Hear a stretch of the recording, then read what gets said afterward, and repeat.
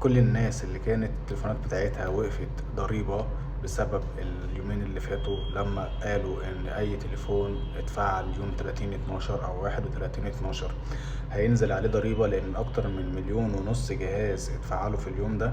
ففعلا الاجهزة كلها وقفت، ومعظم اكتر من 70% من الاجهزة نزل عليهم ضريبة.